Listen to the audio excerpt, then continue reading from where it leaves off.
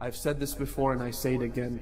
Fatima Zahra was the victim of a systematic, state-sponsored attempt to eliminate the name of Islam. It was meant to destroy the Prophet himself. It was meant to destroy the message of the messenger. She died, but her death was never in vain, because through her death we now know the truth. It was through the death of Fatima, the tragic martyrdom of Fatima, that we have now exposed the sinister, evil nature of the people who perpetrated those acts and murdered her along with her unborn fetus. It is through her death that we know what happened, and that we can now make a clear distinction between truth and falsehood.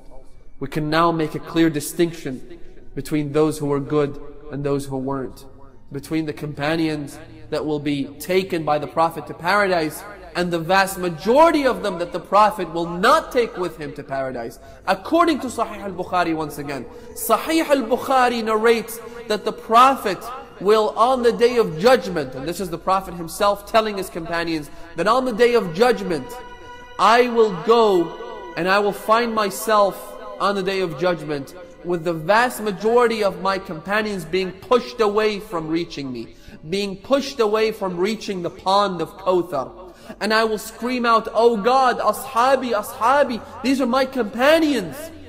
Then God will tell His messenger, إِنَّكَ لَا تَدْرِي مَا أَحْدَثُوا بَعْدَكَ. You do not know what they did after you. And so the vast majority of these so-called righteous companions will end up going into the fires of hell, into the inferno, to burn for all eternity for the things that they did after the death of the Prophet, according to Sahih al-Bukhari, according to Sunni narrations. Again, I invite my brothers and sisters, regardless of your religious affiliation, regardless of which sect you happen to find yourself born into, what matters at the end of the day is the facts and the truth and nothing else. And to embrace the truth, you have to shed a lot. Perhaps you would have to shed a lot of what you've been told, what you thought was true. Fatima Zahra is the path to the truth. Fatima Zahra is the door to the truth.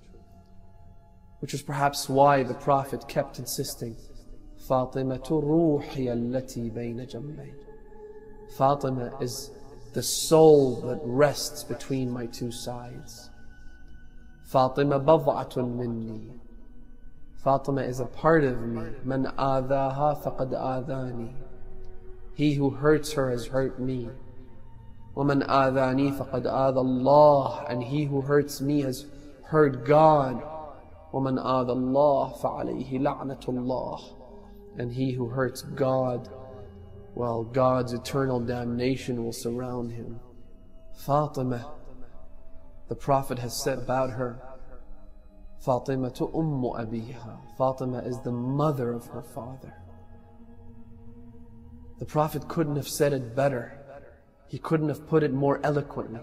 He could not have expressed the great status of Fatima better than what he did in this statement. Fatima is the mother of her father.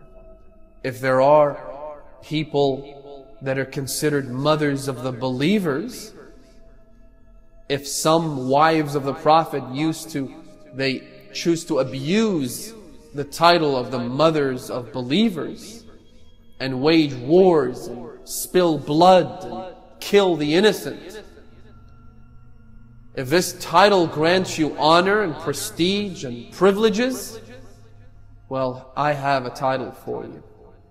Fatima is not just the mother of believers, she is the mother of the master of believers. She is the mother of the prophet of believers. She is the mother of the messenger of believers. She is the mother of her father.